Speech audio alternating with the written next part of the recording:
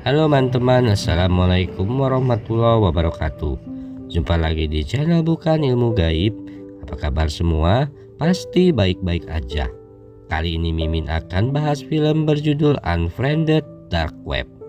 Film yang memberikan terobosan terhadap jenis film horor psikopatan yang ceritanya halus pisan.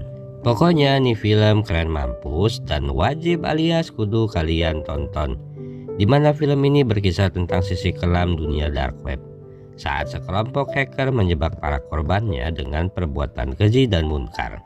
Diawali saat seorang pemuda bernama Matias yang doyan ngotak-ngatik aplikasi di laptop yang secara tidak sengaja menemukan laptop tak bertuan di sebuah kafe. Bukannya menyerahkan kepada pihak kafe, Matias malah membawa pulang laptop itu. Lantas siapa sangka hal tersebut akhirnya malah menjadi malapetaka. Bukan saja untuk Matias namun juga untuk semua teman-teman Matias. Kenapa kok bisa sebuah laptop membawa petaka? Karena film ini memiliki plot twist yang sungguh bagong, Mimin tak sampai hati kalau reviewnya harus di spoiler. Jadi kalau teman-teman penasaran, tonton reviewnya sampai habis dan siap-siap teman-teman akan dibuat tercengang hingga mulut Anda calangap sehingga acai mengalir deras. Gak pakai lama-lama, mari kita let's go.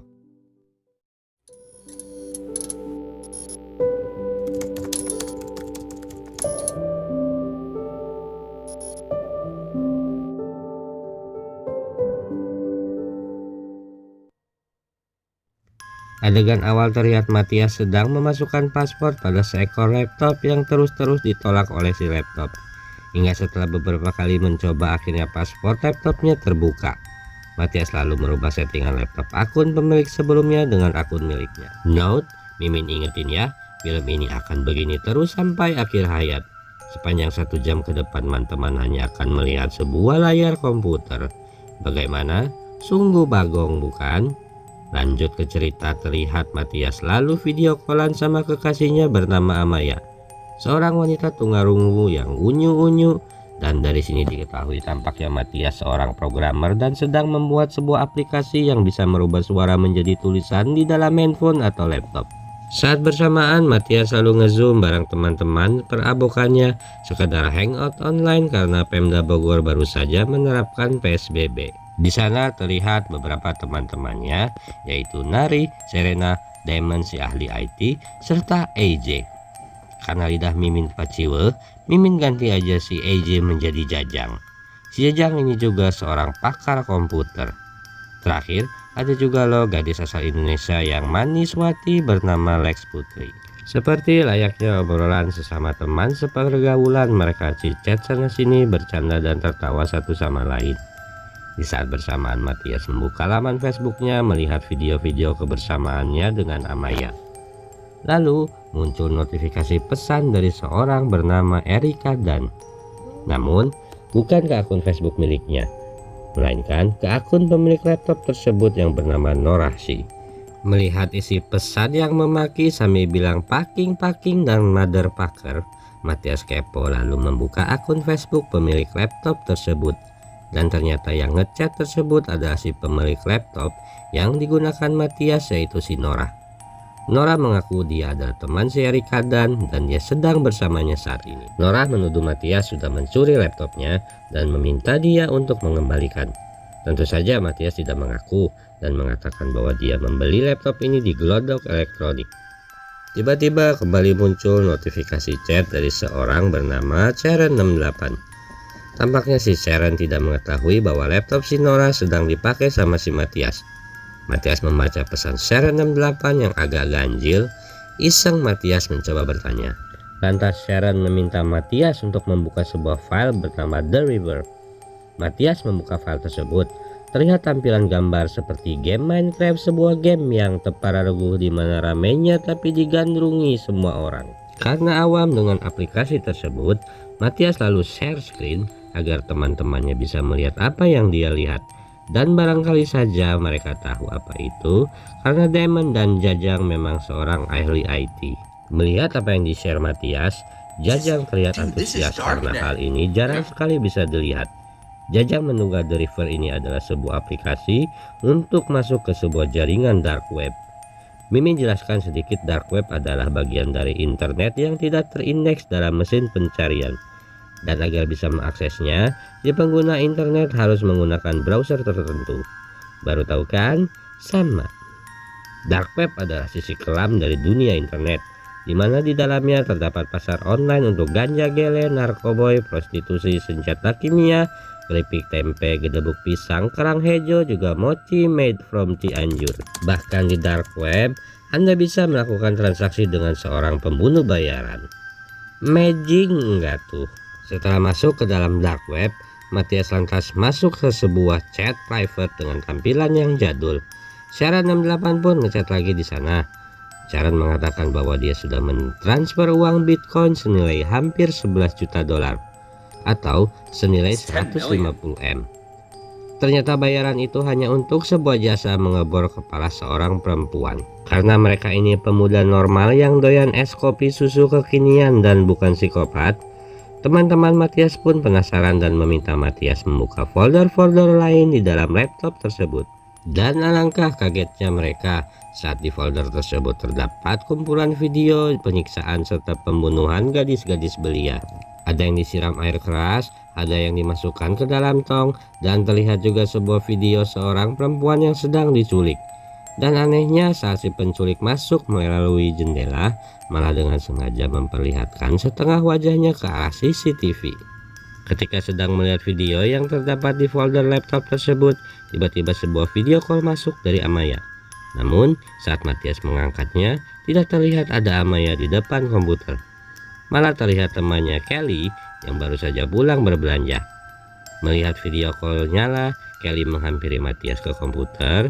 Saat sedang berbincang, tak lama tiba-tiba ada seseorang yang menyerang wajah Kelly dengan kantong kresek. Ternyata orang tersebut adalah Nora yang menginginkan laptopnya dikembalikan. Nora mengancam akan membunuh Amaya dan Kelly jika laptop itu tidak segera dikembalikan. Matias juga dilarang melaporkan kejadian ini kepada pihak polisi dan juga teman-temannya. Dan barang siapa dari mereka yang memutuskan koneksi video callnya akan dibunuh. Akhirnya disepakati Matias akan mengembalikan laptop tersebut dengan cara menyuruh Amaya datang ke rumah Matias. Dan si Nora akan mengikutinya dari belakang, yang nantinya mereka akan bertukar laptop dan Amaya. Saat bersamaan di hangout online tersebut, teman-teman Matias terlihat shock melihat isi video itu dan berencana melaporkan hal ini kepada pihak kepolisian. Khawatir terjadi apa-apa dengan Amaya, Matias lalu berbohong dengan mengatakan bahwa semua ini hanyalah sebuah game online yang sedang dibuatnya untuk menenangkan teman-temannya. Teman-teman Matias pun percaya, malah cukup terkesan dengan permainan yang dibuat Matias. Matias lalu menghubungi Amaya agar Amaya mau datang ke tempatnya. Sempat menolak, akhirnya Amaya pun bersedia pergi ke tempat Matias. Matias lalu mencari informasi di internet tentang gadis bernama Erika Dan ternyata Erika Dan memang masuk dalam daftar pencarian pihak kepolisian sebagai orang hilang. Mengetahui hal tersebut, Matias sadar betul bahwa apa yang sedang dihadapinya ini adalah bukan kaleng-kalengan. Namun tiba-tiba jiwa superhero Matias muncul. Matias malah mentransfer Bitcoin tersebut ke akun miliknya. Lalu Matias dengan gagah berani mengatakan kepada Nora bahwa Nora akan mendapatkan uangnya kembali saat dia mengembalikan Amaya dan membebaskan Erika Dan. Nora terlihat panik dan langsung membuka samarannya. Nora mengatakan kepada Matias bahwa dia tidak mengetahui apa yang sedang dihadapinya dan mengatakan bahwa Matias telah melakukan sebuah kesalahan besar. Nora mengatakan bahwa dia bekerja untuk sekelompok orang bernama The Circle atau dalam istilah lain The Bullet, dan mereka akan tahu bahwa Nora sudah mencairkan uang tersebut lalu mengira Nora mencoba menipu mereka. Dan ketika itu terjadi, Nora mengatakan dirinya dan Matias akan dibunuh oleh The Circle. Ketika sedang video callan dengan Nora, tiba-tiba komputer Matias menjadi gelap. Ternyata Matias ditarik kembali ke dalam dark web The River. Di sana The Circle meminta semacam kode identitas terhadap Matias untuk akses masuk, serta memastikan bahwa orang yang sedang online dengan mereka itu adalah Nora. Di dalam The River terlihat ada beberapa akun Sharon, ada 1, 2, 3, 4 dan seterusnya. Nora pun membimbing Matias untuk berbohong. lalu memberikan kode rahasia tersebut. Lalu ketika ditanya perihal Bitcoin yang dicairkan, Nora menyuruh Matias beralasan bahwa Bitcoin tersebut ditukar ke dalam nominal uang yang lebih menguntungkan. Sukses mengkadali, Matias pun keluar dari The River. Tiba-tiba pada link Zoom Hangout online, Matias dan teman-temannya muncul akun-akun tanpa identitas dengan nickname berbagai nama Sharon. Namun, teman-teman mereka menganggap itu adalah bagian dari game online yang sedang dimainkan oleh Matias. Lalu salah seorang Sharon pun share screen memperlihatkan akun Facebook Lex Putri yang mereka hack. Teman-teman Matias masih cengengesan melihat canggihnya Matias melakukan hacking. Sampai terlihat video seorang wanita yang berdiri di atas atap dan tiba-tiba muncul seseorang mendorong wanita tersebut hingga terjatuh dari gedung apartemen. Lalu video itu bergerak maju menuju mayat wanita tersebut dan alangkah terkejutnya saat kamera video itu memperlihatkan seorang wanita yang mengenakan baju menyerupai Lex Putri. Dan ternyata wanita itu memang Lex Putri. Dari sini suasana Hangout online berubah menjadi teror horor yang mengerikan. Lantas teman-teman Matias mencecernya untuk mengatakan hal yang sebenarnya tentang apa yang sedang terjadi. Terlihat Nari yang sedang hendak menelepon polisi. Matias pun mengaku bahwa apa yang sedang terjadi saat ini adalah nyata dan mengatakan apabila mereka menghubungi polisi, Amaya dan semua orang dalam Zoom online tersebut akan mati. Mengetahui hal tersebut, lalu Nari pergi berangkat ke stasiun untuk menjemput Amaya. Lalu lagi, sebuah akun bernama Sharon kembali men-share screen sebuah video, di mana kali ini memperlihatkan video Jajang yang sedang ngevlog. Terlihat video tersebut diedit sedemikian rupa hingga lalu akun tersebut terlihat menekan nomor polisi. Video editan Jajang tampak menyampaikan sebuah pesan kepada polisi bahwa dia telah menyimpan bom di salah satu mall yang akan segera meledak. Jajang yang asalnya ngamuk-ngamuk tiba-tiba bengong. Tak lama terdengar suara ketukan pintu dari atas yang ternyata itu adalah Pak Polisi. Jajang lalu mencoba berjalan pelan-pelan ke arah pintu keluar, mungkin mencoba menjelaskan kejadian yang sebenarnya. Lalu muncul lagi sebuah video di dalam layar. Teman-teman Jajang mencoba menerka-nerka apa yang akan dilakukan oleh si Sharon. Lalu ternyata Sharon mendownload sebuah sound effect senjata. Sharon lalu menaikkan volumenya ke angka maksimal. Sadar dengan rencana Sharon, teman-teman Jajang mencoba mengingatkan. Namun terlambat. Sharon memencet tombol play, suara shotgun pun terdengar keras. Tiba-tiba Jajang diberondong oleh peluru dari arah luar yang dipikir polisi Jajang membawa senjata. Jajang pun tewas di tempat. Video share screen tiba-tiba memperlihatkan video dari Nari dan Serena yang sedang ngobrol. Di sana diketahui mereka berdua adalah sepasang lesbian, di mana ibunya Nari tidak setuju dengan hubungan tersebut. Dan Serena mencoba menenangkan Nari dengan mengatakan bahwa mereka harus tetap berusaha meyakinkan ibunya untuk mendapat restu, agar Nari tidak perlu memilih antara dirinya atau ibunya. Lalu Sharon men-share screen dua buah video, di mana video pertama berada di ruangan rumah sakit, terlihat ibunya Nari sedang berbaring di tempat tidur. Video satu lagi memperlihatkan Serena yang sedang berada di stasiun kereta. Lalu dengan kebagungan si Sharon menyuruh Nari untuk memilih antara ibunya atau Serena yang dibiarkan hidup. Lalu Sharon memberikan waktu 30 detik untuk Nari memutuskan. Layar chat pun memperlihatkan hitungan mundur. Detik demi detik berlalu, Nari tak bisa memilih. Hingga hitungan pun habis, Nari belum mengeluarkan pilihannya. Lalu, tanpa kompromi karena Nari tidak memilih, Sharon lantas membunuh dua-duanya. Sharon mematikan peralatan medis di rumah sakit sehingga ibunya meninggal dunia. Lalu Serena yang sedang asik menunggu kereta tiba-tiba didorong ke rel kereta saat sebuah kereta melintas. Dipastikan Serena pun kojor tertabrak kereta. Teror belum berhenti.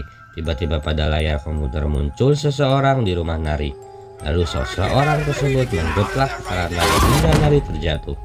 Belum tewas terdengar lagi suara geplakan yang berarti Nari juga sudah mati.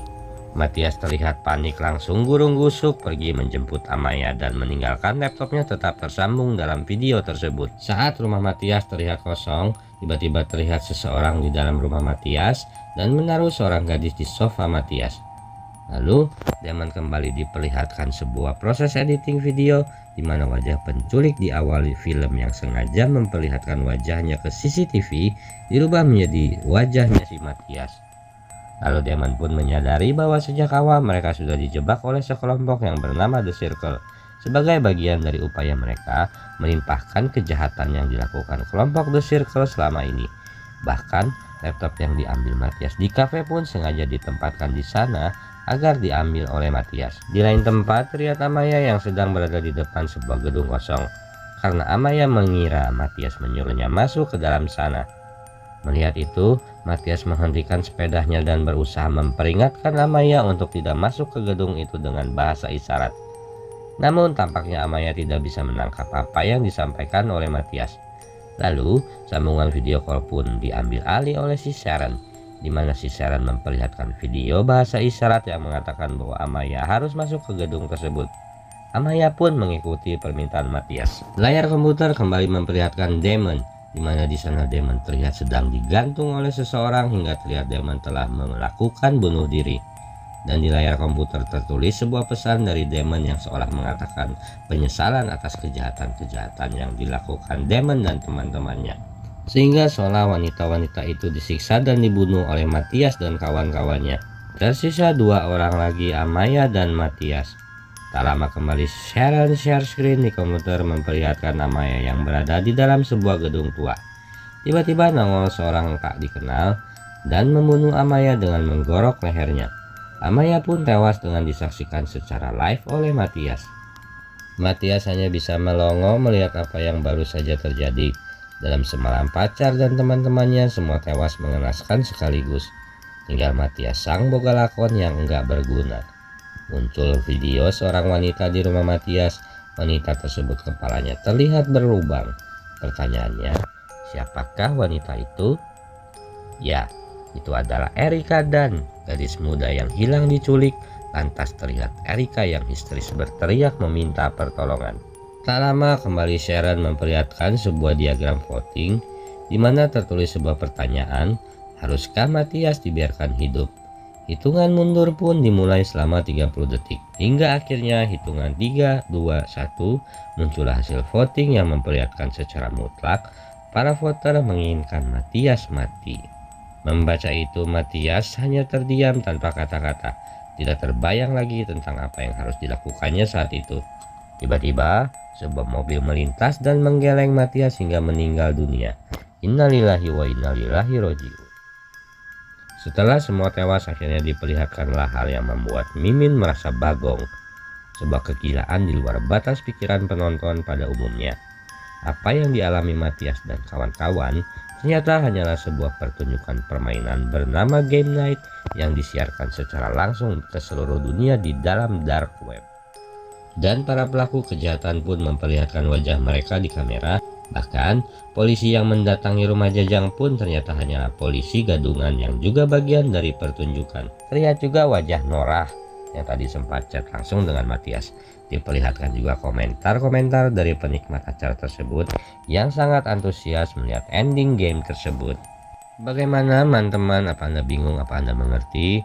Mimin sedikit jelaskan bahwa intinya adalah Norah, Sharon, dan The Circle itu sebenarnya hanyalah peran rekayasa dari mereka yang menjadi bagian dalam game tersebut. Namun, teman-teman jangan berpikir bahwa Matias dan kawan-kawan yang terlihat tewas di dunia maya tersebut merupakan bagian dari rekayasa. Tetapi, mereka itu benar-benar mati di dunia nyata. Dan Mimin pun Allahok melihat ending film yang sangat amazing banget. Sedikit pendapat Mimin tentang film ini. Sungguh bagong, sungguh menakjubkan bagaimana sebuah layar komputer dapat memberikan ketegangan yang luar biasa.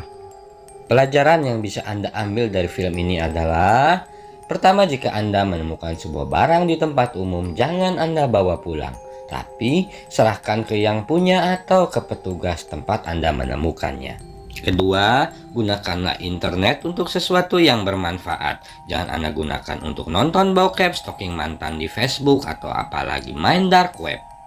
Jangan kebiasaan buka-buka akun punya orang karena itu nggak sopan. Yang terakhir dan terpenting adalah bahwa jangan pernah Anda iseng-iseng mencoba masuk ke dalam dark web. Karena Anda tidak tahu apa itu, dan Anda tidak tahu apa yang Anda hadapi di sana. Mungkin cukup sekian review film Mimin kali ini. Mimin sangat-sangat merekomendasikan kepada teman-teman untuk menonton film ini versi fullnya, karena teman-teman akan mendapatkan sebuah pengalaman menonton yang unik berbeda dari film-film pada umumnya. Jangan lupa subscribe and comment, like and share video Mimin. Dan akhir kata, Mimin ucapkan terima kasih sudah menonton sampai habis. Keep cool and gaul. Assalamualaikum warahmatullahi wabarakatuh.